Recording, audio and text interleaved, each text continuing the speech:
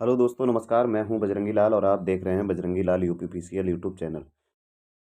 अ, आप सभी को पता है कि यूपीपीसीएल TG2 891 पोस्ट का फाइनल रिजल्ट, जी हाँ, फाइनल रिजल्ट मतलब दो रिजल्ट आते हैं। एक रिजल्ट तो आता है डीवी, डॉक्यूमेंट वेरिफिकेशन जिसको हम कहते हैं, उसके लिए। तो उसकी सूची ये थी। इसमें लगभग 1800 कुछ बच्चे सेलेक्ट हुए थे, जबकि वैकेंसी थी 891। और फिर डीबी मतलब डॉक्यूमेंट वेरिफिकेशन, कागज़ों का सत्यापन, ये यहाँ पे लिखा है। कागज़ों का सत्यापन जो था, हाँ, दो लिस्टें आई हैं इसकी। एक ये जो लिस्ट है आज ही आई है, मैं इसको भी खोल के देख लूँगा।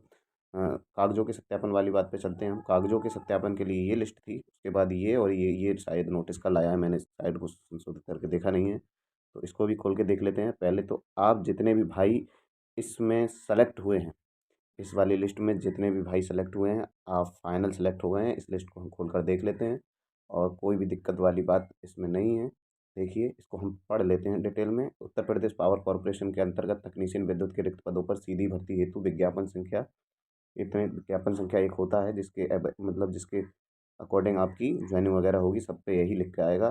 फिर उसका पेपर 3, 7, 8, 9 और 10, 17 सितंबर को हुआ था। नवंबर, सॉरी, सितंबर नहीं, नवंबर को हुआ था 2023 में। फिर उसका जो शॉर्ट लिस्टिंग के बाद उसके डॉक्यूमेंट वेरिफिकेशन के लिए 9, 10, 11 और 12 फरवरी 2024 को करवाया गया। फिर उनका फाइनल रिजल्ट, ये सभी चयनित अभ्यर्थियों की सूची अनुक्रमांक के क्षैतिज बढ़ते क्रम में यहाँ पर दे दी गई है। तो इस लिस्ट में अगर आपका नाम है, इसका मतलब आप फाइनल सेलेक्ट हो गए हैं। ठीक है। तो 856 शायद बच्चे थे। बाकी जो दूसरी लिस्ट आई है उसको भी अभी हम देखेंगे। अब क्या होगा, इस वीडियो के थंबनेल में आपको दिख गया होगा कि क्या क्या, कौन कौन सा डॉक्यूमेंट लगेगा। हाँ, और इसको लेकर हमने एक वीडियो बनाई दी थी। मेरिट इस बार इतनी हाई चली गई जिसके किसी ने बिल्कुल भी नहीं सोचा था। अनरिजर्व की 163, EWS 139, OBC 156, SC 139.2943। ठीक है, ये देखिए कितनी हाई चली गई है। और ST, एक्स सर्विसमैन, और अलग अलग। अब देखो, इसमें ये सारे पॉइंट पढ़ने वाले हैं ज्वाइनिंग के टाइम, ये अभी आपको पढ़ लेने हैं कि ये मेरिट लिस्ट नहीं है। हाँ यार, ये मेरिट लिस्ट नहीं है, ये बात सही है। आयोग अपने पास ये अधिकार सुरक्षित रखता है कि अगर किसी भी स्तर पर इस वैकेंसी को क्लियर करना पड़े तो आप कुछ ना कर पाएँ। तो देखो, एक तो ये लिखा है, ये मेरिट लिस्ट नहीं है। यद्यपि उपरोक्त परीक्षा के परिणाम के प्रकाशन में सारी सावधानियां बरती गई हैं, फिर भी मुद्रण के लिए अगर विद्युत सेवा आयोग सभी प्रकार की भूल चूक सुधार का अधिकार जो है अपने पास सुरक्षित रखता है। ठीक है, वैसे ऐसा होगा नहीं, लेकिन फिर भी आयोग ये अधिकार अपने पास सुरक्षित रखता है। इस सूची में अनुक्रमांक के प्रकाशन मात्र से अंतिम रूप से सफल चयन किए जाने की अथवा नियुक्ति पत्र प्राप्त किए जाने का अधिकार प्राप्त नहीं होता है। हाँ, ये भी वैसे 90% आपको अधिकार प्राप्त हो गया है, लेकिन अगर कोई आपके डॉक्यूमेंट में कमी निकलती है, ठीक है, या फिर और कोई दूसरी दिक्कत निकलती है, तब आपका जो सिलेक्शन है वो स्वतः ही निरस्त किया जा सकता है। ठीक है। ये फिर उसके बाद देखो, ये जो वैकेंसी है, माननीय उच्चतम न्यायालय, ये देखो, हाँ, अगला चौथा पॉइंट मैंने नहीं पढ़ा। अगर आपने कोई और कागज़ लगा दिया है और आपका कोई दूसरा कागज़ पाया गया, जैसे आपने फार्म भरते समय अपना फार्म SC में भर दिया, ऐसे समझो, और SC का आप जाति प्रमाण पत्र नहीं दिखाए पाए, तो आपका जो है सिलेक्शन निरस्त किया जा सकता है। ये यहाँ पे लिखा है। ऐसे ही अगर EWS का है, और अगर आपका EWS में आपने फार्म भर दिया, और अगर आप ज्वाइनिंग के टाइम पे EWS का फॉर्म, वो जो प्रमाण पत्र नहीं दिखा पाए, तब भी आपका सिलेक्शन निरस्त किया जाएगा, ये समझ लो।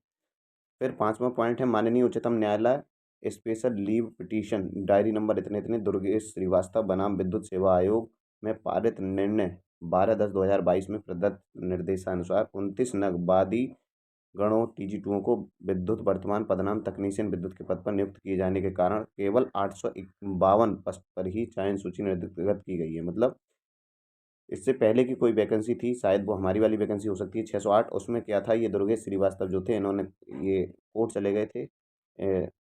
और इस कारण केवल 852 लोगों को ही चयन किया गया। 39 जो बच्चे थे पहले जो कोर्ट में चले गए थे, उनका सिलेक्शन, उनका रोल नंबर भी इसी लिस्ट में है।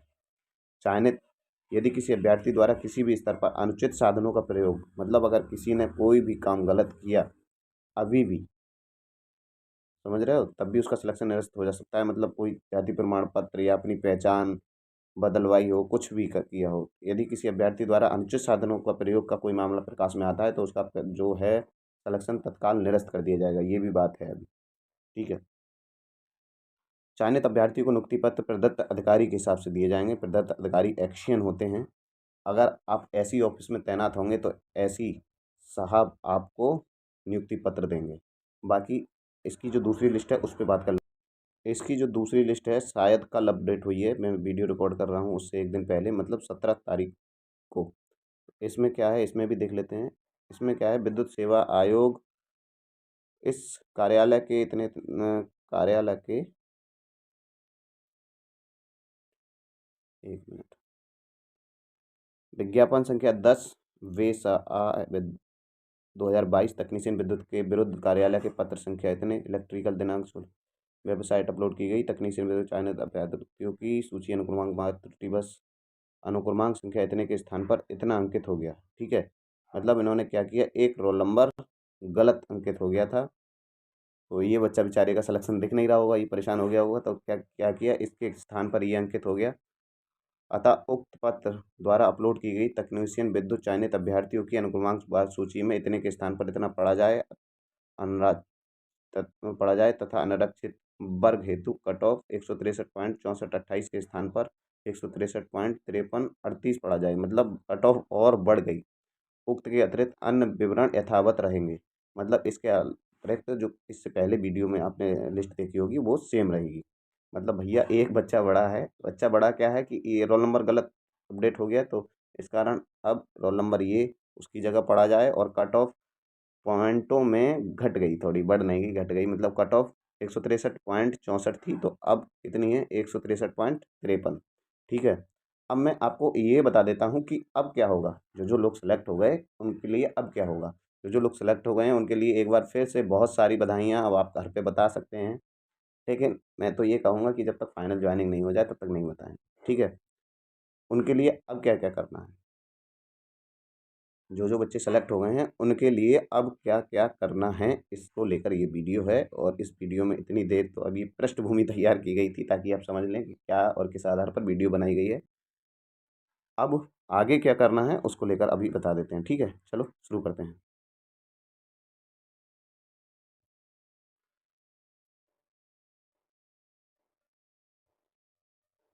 सबसे पहले तो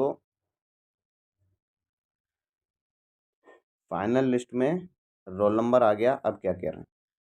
बहुत सारे बच्चों का, बहुत सारे भाइयों का मेरे वीडियो के डिस्क्रिप्शन बॉक्स, सॉरी डिस्क्रिप्शन नहीं, कमेंट बॉक्स में क्या है ये प्रश्न आ रहा है कि फाइनल लिस्ट में नंबर आ गया, जो अभी लिस्ट दिखाई थी वही लिस्ट फाइनल लिस्ट है, इसके बाद अब कोई लिस्ट नहीं बनेगी। ठीक है। तो फाइनल लिस्ट में क्या है, रोल नंबर आ गया है, अब आगे क्या करना है उसी को लेकर तो वीडियो है। तो अब बताते हैं हम आगे क्या करना है। फिर कौन कौन से कागज़ ज़रूरी हैं, ये प्रश्न है। तो सबसे पहले मैं ये पहला प्रश्न जो है, एक मिनट, ये जो आपका पहला प्रश्न है, ये वाला,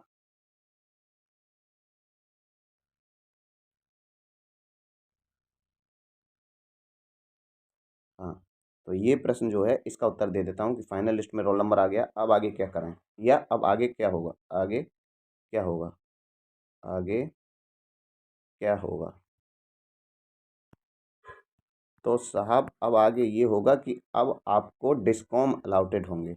डिस्कॉम अलाउटेड होंगे मतलब, एक मैं आपको बता देता हूँ। देखो, अब हम जानते हैं उत्तर प्रदेश की जो विद्युत वितरण है वो चार पांच कंपनियों में है। एक मध्यांचल, मध्यांचल में कितने ज़िले आते हैं उसको लेकर अलग वीडियो बना दूंगा, वीडियो बहुत लंबा आएगा।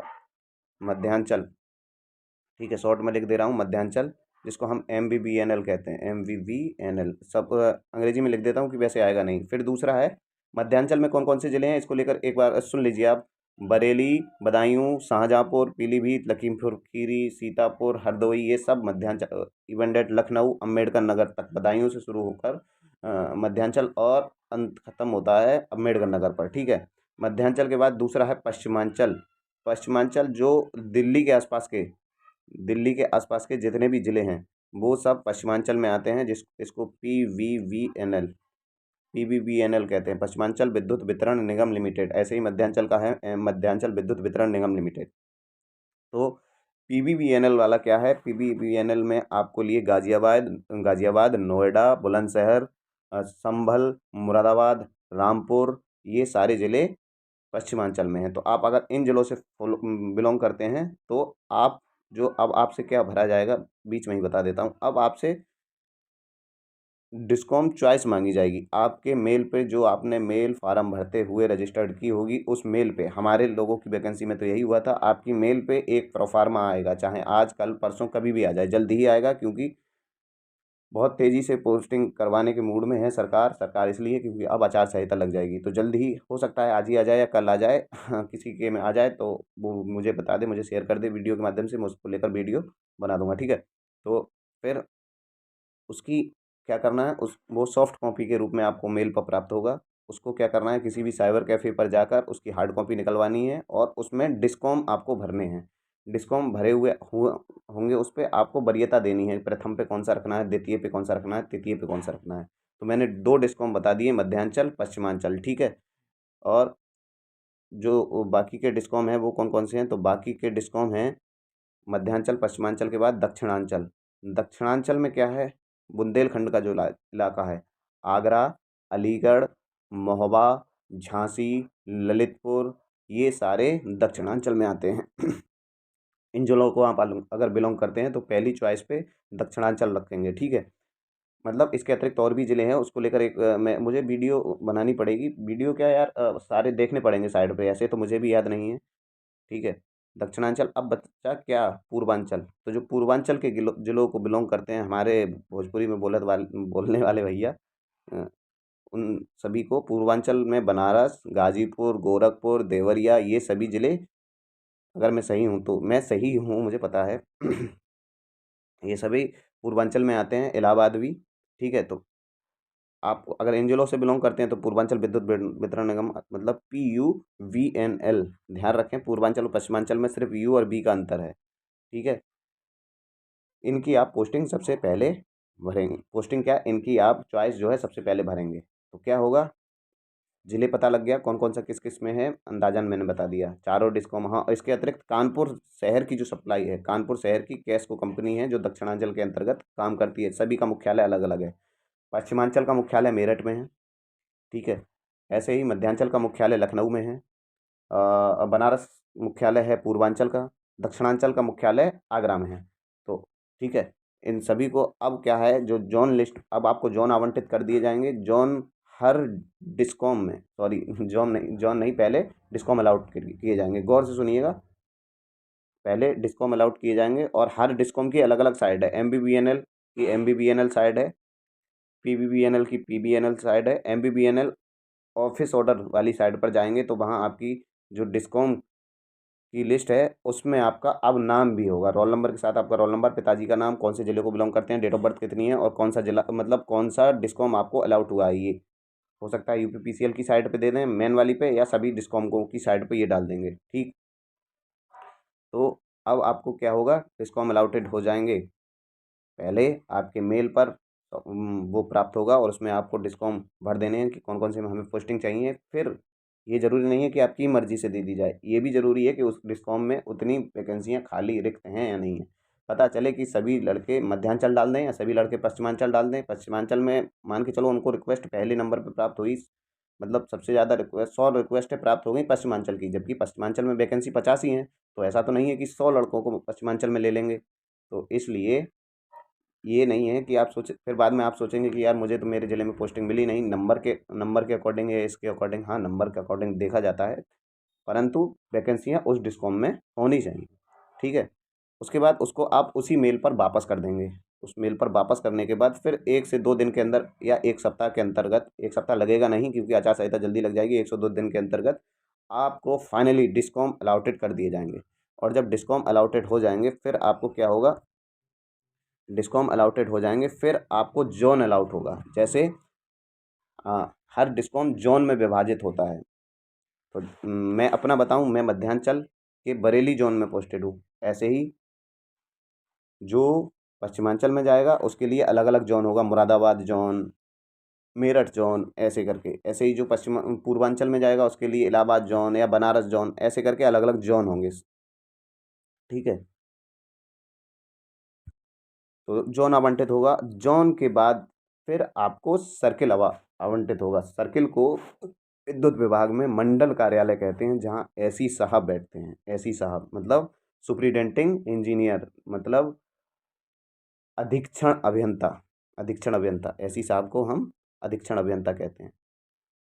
फिर उसके बाद अधीक्षण अभियंता के यहाँ से आपको अधिशासी अभियंता के यहाँ ट्रांसफ़र कर दिया जाएगा, जिसको जो तहसील स्तर का होता है, जिसको हम डिवीज़न कहते हैं, जिन्हें अधीक्षण अधिशासी अभियंता को एक्सियन कहते हैं। एक्सियन साहब क्या करेंगे, फिर आपको बिजली घर आवंटित कर देंगे।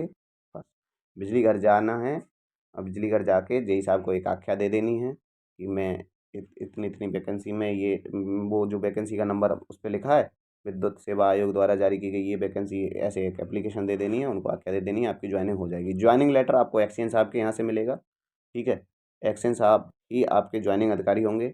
कौन कौन से कागज़ ज़रूरी होंगे, कागज़ कहाँ जमा करने पड़ेंगे, ये मैं बता देता हूँ। कागज़ हम लोगों की वैकेंसी में तो एक्सियन ऑफिस, जहाँ आपकी सर्विस बुक बनती है, वहीं जमा करने होते हैं। कौन कौन से कागज़, जितने कागज़ आपके ईटीआई सरोजनी नगर में डीवी के टाइम लगे थे, वो सारे कागज़, उसके अतिरिक्त दो कागज़ और लगेंगे।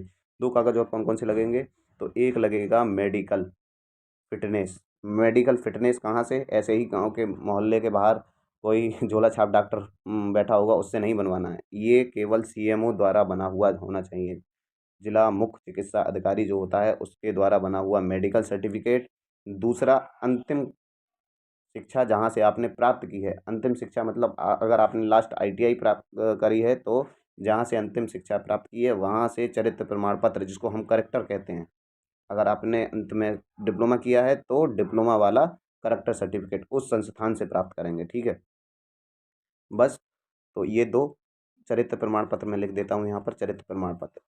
ठीक है, प्रोसेस आपको सारा समझ में आ गया। फाइनल लिस्ट आ गई।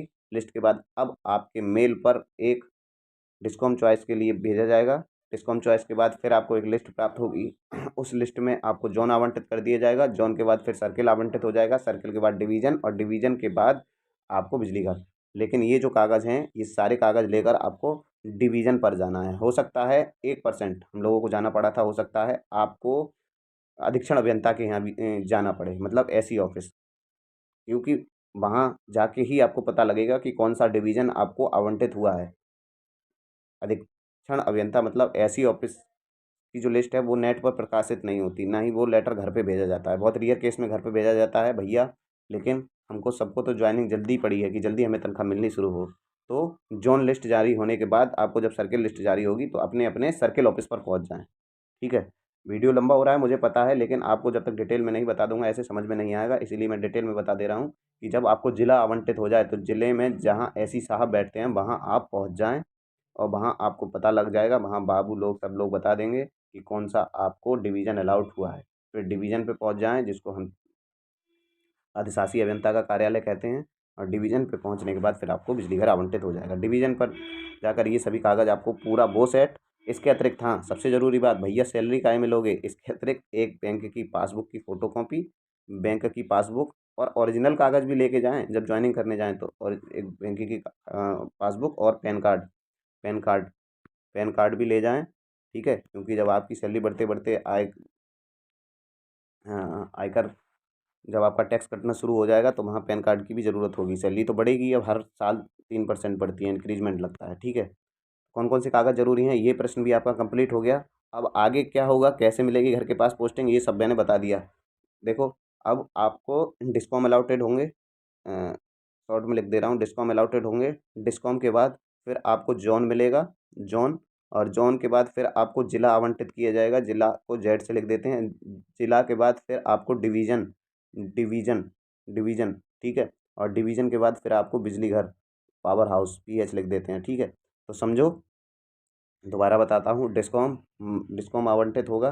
ठीक है, उसके बाद जॉन, जॉन आवंटित होगा। जॉन के बाद जिला, जिला के बाद डिवीज़न, डिवीज़न के बाद पावर हाउस। ठीक है, पावर हाउस को विद्युत उपकेंद्र कहते हैं। डिवीज़न को विद्युत वितरण खंड कहते हैं, विद्युत वितरण खंड, ध्यान रखिएगा, विद्युत वितरण खंड। उसके बाद फिर क्या आएगा, जिला, इसको कहते हैं हिंदी में विद्युत मंडल। जैसे मैं आता हूँ बदायूं मंडल के अंतर्गत, तो विद्युत मंडल बदायूं। फिर आता है जॉन। जॉन, मैं आता हूँ बरेली जॉन के अंतर्गत। जॉन को जॉन ही कहते हैं हिंदी और अंग्रेजी दोनों में। अब वो सॉरी, हिंदी में जॉन कहते हैं, अंग्रेजी में सर, हाँ जॉन ही कहते हैं इसको, जॉन। चीफ साहब यहाँ बैठते हैं। फिर आएगा डिस्कॉम। ठीक है। तो ऐसे घर के पास पोस्टिंग होगी अगर वैकेंसियाँ होंगी तब।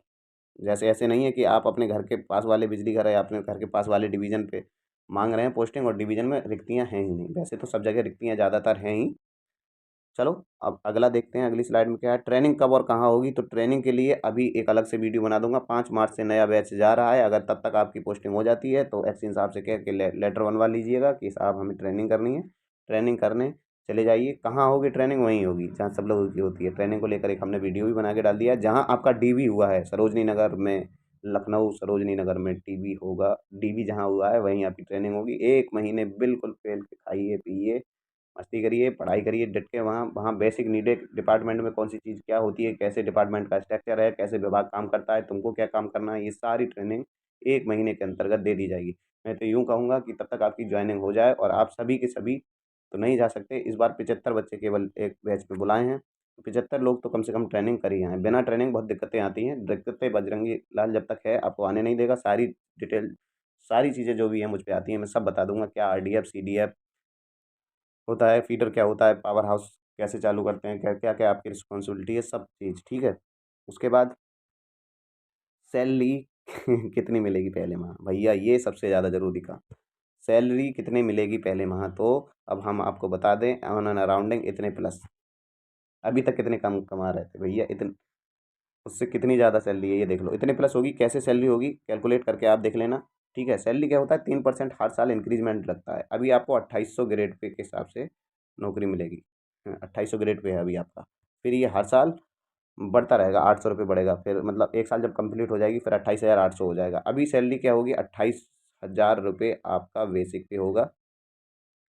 उसके अतिरिक्त इसका 46% डीए लगा लीजिएगा। 46% इसका डीए लगाएंगे। मैं 50% जोड़ लेता हूँ। 4% घटा लेना। 14,000 हुआ। 14,000 नहीं लगा के हम 12,000 लगा लेते हैं। ठीक है। अगर आपकी फिर पोस्टिंग अगर आपकी ग्रामीण किसी पावर हाउस पे हो जाती है तब आपके लिए जो एचआरए है वो 1,000 मिलेगा।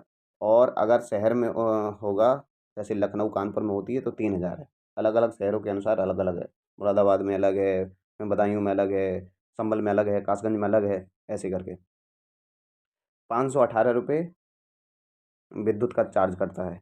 तो ये मोटी मोटी वो बाकी 2,000 के, 2,000 है जो मिलेगा, लगभग 2,000 रुपये। और कट भी जाता है फिर उसमें से। ठीक है। पहले महीने नहीं कटता है, सीपीएफ अकाउंट खुलेगा आपका। यूपीपीसीएल के जो जितने भी कर्मचारी हैं उनका सीपीएफ अकाउंट होता है। सीपीएफ अकाउंट खुलेगा, फिर इसमें से 10% जो पैसा है उसका वो आपको आपका कटने लगेगा। तो अभी जो इन हैंड सैलरी मिलेगी ना पहले महीने इतनी मिलेगी। 28 + 12 कितना हुआ? अगर मैं सही हूँ तो 8 और 2, 10 का 0, और 2 और 1 3, और 1 4। अगर नहीं डिडक्शन होता है तो इतनी सैलरी आपको मिलेगी। 35 प्लस ही मिलेगी। 38 39 हो सकता है मिले। ठीक है। क्योंकि कुछ डिडक्शन होगा, इसीलिए मैंने ऑन एन अराउंडिंग 35 प्लस बता दी। 35,000 से प्लस ही मिलेगा, 35 और 40 के बीच में। ठीक है।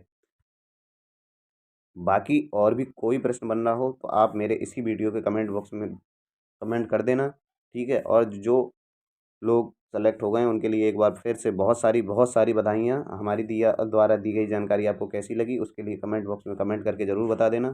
ठीक है। मिलते रहेंगे इसी प्रकार की और सारी वीडियो में। तब तक के लिए बने रहिए चैनल के साथ। जय हिंद, जय भारत, धन्यवाद।